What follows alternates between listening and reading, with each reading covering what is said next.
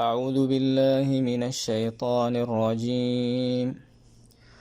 ومن أحسن قولا ممن دعا إلى الله وعمل صالحا وقال إنني من المسلمين. بسم الله الرحمن الرحيم. الحمد لله والصلاة والسلام على رسول الله وعلى آله وصحبه ومن اهتدى بهداه. أما بعد، فبتنظيم من جمعية الدعوة والإرشاد وتوعية الجاليات بالحسين والنجوع أسندت إلي كلمة عنوانها فضل الصحابة رضي الله عنهم. والله جل وعلا يقول: وربك يخلق ما يشاء ويختار. وقد اختار الله من الناس الرسل صلوات الله وسلامه عليهم، واختار منهم أولي العزم: نوح وإبراهيم وموسى وعيسى ونبينا محمد صلوات الله وسلامه عليهم جميعا. واختار من أولي العزم نبينا محمد صلى الله عليه وسلم. واختار الله لصحبة خير الأمة صحابة رضوان الله عليهم. روى الإمام أحمد وحسنه الألباني عن ابن مسعود رضي الله عنه قال: إن الله نظر في قلوب العباد فوجد قلب محمد صلى الله عليه وسلم خير قلوب العباد، فاصطفاه لنفسه فابتعثه برسالته. ثم نظر في قلوب العباد بعد قلب محمد صلى الله عليه وسلم فوجد قلوب أصحابه خير قلوب العباد، فجعلهم وزراء لنبيه يقاتلون على دينه. فما رأى المسلمون حسنا فهو حسن عند الله حسن، وما رأى المسلمون سيئا فهو عند الله سيء. والصحابي هو من رأى النبي صلى الله عليه وسلم مؤمنا به ومات على ذلك. وقد بين الله جل وعلا فضل الصحابة رضوان الله عليهم في كتابه، فقال تعالى: والسابقون الأولون من المهاجرين والأنصار والذين اتبعوهم بإحسان رضي الله عنهم ورضوا عنه وأعد لهم جنات تجري تحتها الأنهار خالدين فيها أبدا، ذلك الفوز العظيم. ومنهم المهاجرون الذين هجروا أوطانهم ووفدوا إلى المدينة مهاجر النبي صلى الله عليه وسلم، واستقبلهم الأنصار من الأوس والخزرج بالمحبة والإيثار. قال الله تعالى: والذين تبوأوا الدار والإيمان من قبلهم يحبون من هاجر إليهم ولا يجدون في صدورهم حاجة مما أوتوا ويؤثرون على أنفسهم ولو كان بهم خصاصة ومن يوق شح نفسه فأولئك هم المفلحون. وهم المؤمنون حقا، كما قال الله تعالى: والذين آمنوا وهاجروا وجاهدوا في سبيل الله والذين آووا ونصروا أولئك هم المؤمنون حقا لهم مغفرة ورزق كريم. وهم من رضي الله عنهم. قال الله تعالى: لقد رضي الله عن المؤمنين إذ يبايعونك تحت الشجرة فعلم ما في قلوبهم فأنزل السكينة عليهم وأثابهم فتحا قريبا. فهم الذين بايعوا رسول الله صلى الله عليه وسلم بيعة الرضوان في الحديبية، وبايعوه قبل ذلك بيعتي العقبة وغيرها. وبشرهم النبي صلى الله عليه وسلم بالجنة، فقال صلى الله عليه وسلم: لا يدخل النار من بايع تحت الشجرة. وهم الأشداء على الكفار الرحماء بالمؤمنين. قال الله تعالى: محمد رسول الله والذين معه أشداء على الكفار رحماء بينهم تراهم ركعا سجدا يبتغون فضلا من الله ورضوانا سيماهم في وجوههم من أثر السجود ذلك مثلهم في التوراة ومثلهم في الإنجيل كزرع أخرج شطأه فآزره فاستغلظ فاستوى على سوقه يعجب الزراع ليغيظ بهم الكفار. وعد الله الذين آمنوا وعملوا الصالحات منهم مغفرة وأجرا عظيما. وقد أخبر النبي صلى الله عليه وسلم أنهم خير القرون، فجاء في الصحيحين: خيركم قرني ثم الذين يلونهم ثم الذين يلونهم، وهم أمنة لمن بعدهم، والناقلون للدين. روى مسلم في صحيحه عن أبي موسى الأشعري رضي الله عنه أن رسول الله صلى الله عليه وسلم قال: النجوم أمانة للسماء، فإذا ذهبت النجوم أتى السماء ما توعد، وأنا أمانة لأصحابي، فإذا ذهبت أتى أصحابي ما يوعدون، وأصحابي أمانة لأمتي، فإذا ذهب أصحابي أتى أمتي ما يوعدون. ونهى النبي صلى الله عليه وسلم عن سبهم، وبين أن منزلتهم لا يصلها غيرهم. فعن أبي سعيد الخدري رضي الله عنه قال: قال النبي صلى الله عليه وسلم: لا تسبوا أصحابي، فلو أن أحدكم أنفق مثل أحد ذهبا ما بلغ مد أحدهم ولا نصيفه. رواه البخاري ومسلم. والمد ملء الكفين، والنصيف ملء كف واحدة. وسبهم سبب لغضب الله تعالى. فعن ابن عباس رضي الله عنهما قال: قال رسول الله صلى الله عليه وسلم: من سب أصحابي فعليه لعنة الله والملائكة والناس أجمعين. رواه الطبراني وحسنه الألباني. وأهل السنة والجماعة مجمعون على فضل أصحاب النبي صلى الله عليه وسلم وعدالتهم جميعا، حتى قال المحدثون إن جهالة الصحابي لا تضر بسند الحديث، لأن الصحابة كلهم عدول. ومن أقوالهم في الصحابة قال الإمام أحمد رحمه الله تعالى: إذا رأيت رجلا يذكر أصحاب رسول الله صلى الله عليه وسلم بسوء فاتهمه على الإسلام. وقال الإمام الطحاوي رحمه الله: ونحب أصحاب رسول الله صلى الله عليه وسلم، ولا نفرط في حب واحد منهم، ولا نتبرأ من أحد منهم، ونبغض من يبغضهم، وبغير الخير يذكرهم، ولا نذكرهم إلا بخير، وحبهم دين وإيمان وإحسان، وبغضهم كفر ونفاق وطغيان. وهذا ما سار عليه أهل السنة والجماعة إلى وقتنا الحاضر، بخلاف النواصب الخوارج الذين ناصبوا الصحابة رضي الله عنهم العداء، والرافضة الذين سبوا أصحاب رسول الله صلى الله عليه وسلم إلا 3 أو 4. ولما بلغ عائشة رضي الله عنها أن الناس يتناولون أصحاب النبي صلى الله عليه وسلم حتى أبا بكر وعمر رضي الله عنهما، فقالت: وما تعجبون من هذا؟ انقطع عنهم العمل، فأحب الله ألا ينقطع عنهم الأجر. فحب الصحابة إيمان، وبغضهم كفر ونفاق. جاء في الصحيحين من حديث البراء رضي الله عنه أن النبي صلى الله عليه وسلم قال في الأنصار: لا يحبهم إلا مؤمن، ولا يبغضهم إلا منافق، من أحبهم أحبه الله، ومن أبغضهم أبغضه الله. وقال أبو زرع الرازي: إذا رأيت الرجل يتنقص أحدا من أصحاب النبي صلى الله عليه وسلم فاعلم أنه زنديق، وذلك أن رسول الله صلى الله عليه وسلم عندنا حق، والقرآن حق، وإنما أدى إلينا هذا القرآن والسنن أصحاب الرسول صلى الله عليه وسلم، وإنما يريدون أن يجرحوا شهودنا ليبطلوا الكتاب والسنة، والجرح بهم أولى وهم زنادقة. بل أسقط علماء السنة عدالة من شتم الصحابة رضي الله عنهم.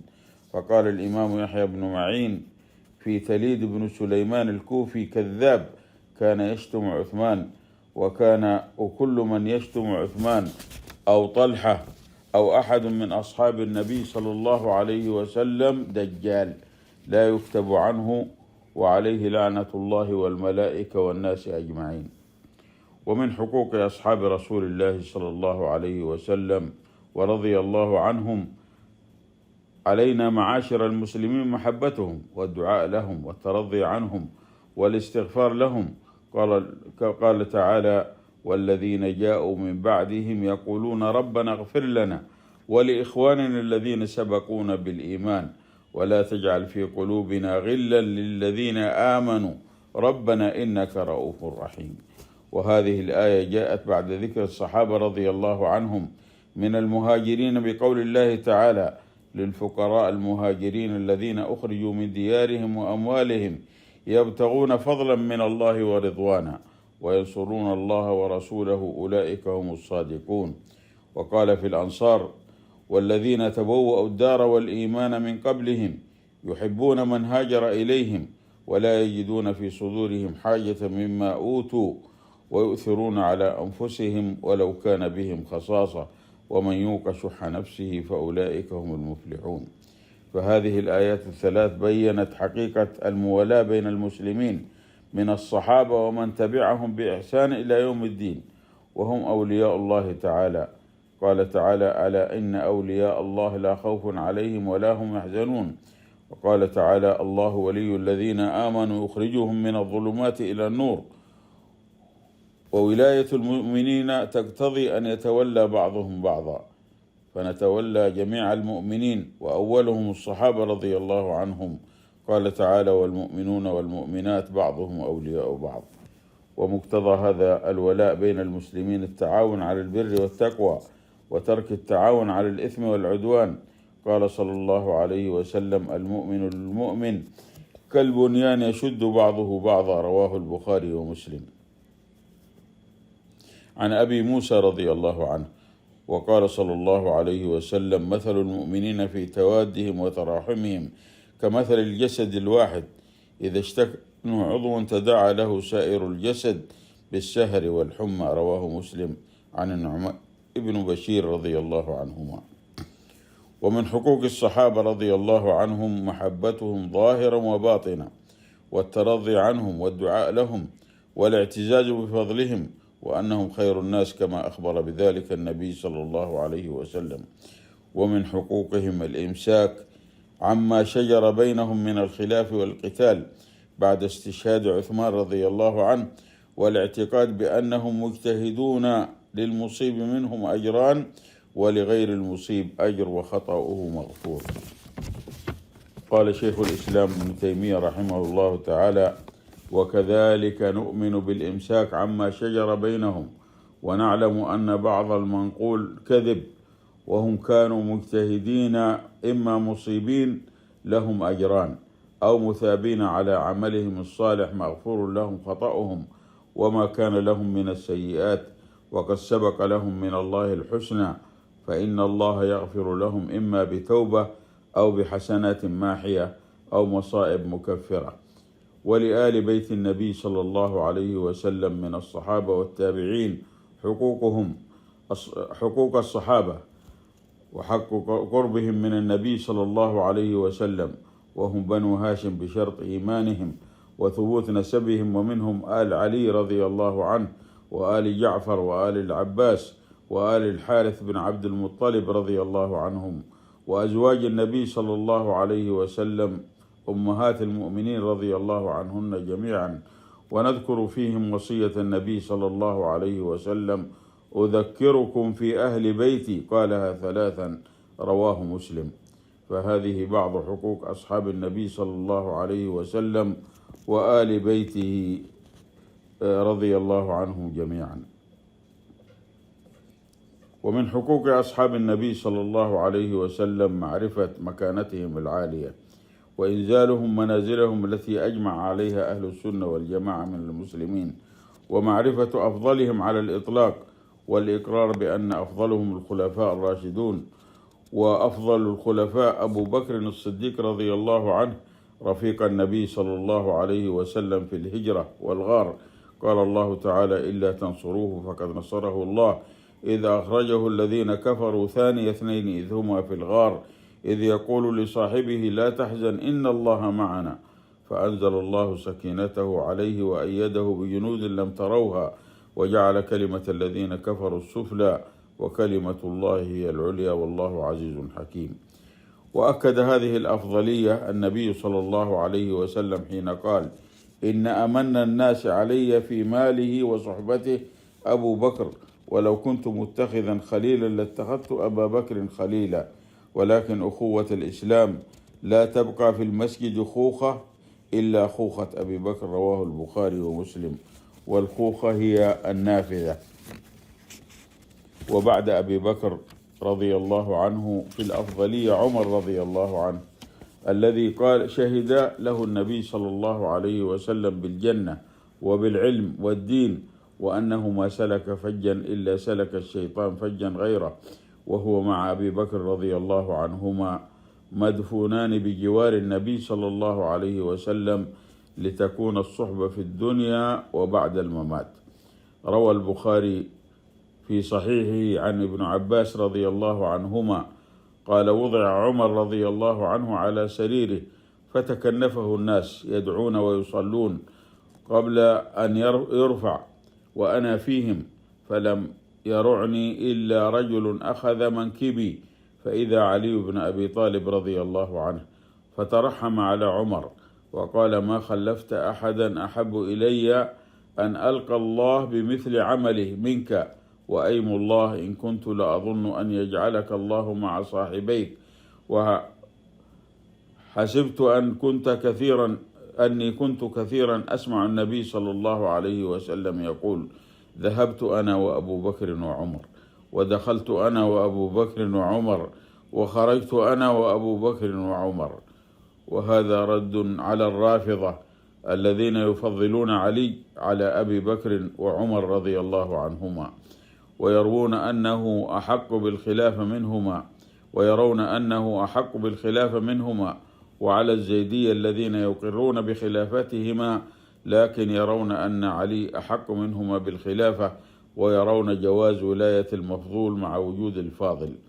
وكيف يردون قول علي رضي الله عنه: لا يفضلني أحد على أبي بكر وعمر إلا جلدته حد المفتري، روي بأسانيد جيدة. ويلي الصحابيين في الأفضلية عثمان ابن عفان وعلي رضي الله عنه بن أبي طالب رضي الله عنهم جميعا، ابن عم رسول الله صلى الله عليه وسلم، وأبو السبطين وزوج سيدة نساء العالمين فاطمة بنت رسول الله صلى الله عليه وسلم، ورضي الله عنهم جميعا. وهو الخليفة الرابع من الخلفاء الراشدين، ثم بقية العشر المشهود لهم بالجنة، ثم المهاجرون، ثم الأنصار، ثم من آمن بعد الفتح وقاتل، ثم بقية الصحابة رضي الله عنهم. وإذا عرفت أيها المسلم وأيتها المسلمة فضل أصحاب رسول الله صلى الله عليه وسلم، فعلينا أن نتأسى بهم وندرس سيرهم ونعلمها لأولادنا، فنعمة السيرة والأسوة فيهم. قال الله تعالى: لقد كان لكم في رسول الله أسوة حسنة لمن كان يرجو الله واليوم الآخر وذكر الله كثيرا. وهو القائل صلى الله عليه وسلم: عليكم بسنتي وسنة الخلفاء الراشدين، تمسكوا بها وعضوا عليها بالنواجذ. ثبت الحديث في السنن وحكم بصحته الألباني في الصحيحة. والسير على منهجهم هو سر رفعة بلادنا المملكة العربية السعودية، التي تحكم بكتاب الله وسنة رسوله صلى الله عليه وسلم على فهم السلف من الصحابة ومن تبعهم بإحسان إلى يوم الدين. فنسأل الله جل وعلا أن يرضى عن صحابة نبينا محمد صلى الله عليه وسلم، وأن يرزقنا الرضا عنهم والتأسي بهم، فإن الله جل وعلا أمرنا بذلك، وأمرنا أن نستغفر لهم وأن نمسك عما حصل بينهم رضي الله عنهم. ونسأل الله جل وعلا بأسمائه الحسنى وصفاته العلى أن يحفظ بلادنا المملكة العربية السعودية وبلاد المسلمين في كل مكان، وأن يجنب المسلمين الفتن ما ظهر منها وما بطن، وأن يوفق ولي أمرنا خادم الحرمين الشريفين الملك سلمان بن عبد العزيز حفظه الله، وولي عهده الأمين صاحب السمو الملكي الأمير محمد بن سلمان، وأن يوفق علمائنا في كل مكان، وأن يرزقهم النية الصالحة والإخلاص في القول والعمل، إنه ولي ذلك والقادر عليه. وصلى الله على نبينا محمد وعلى آله وصحبه وسلم.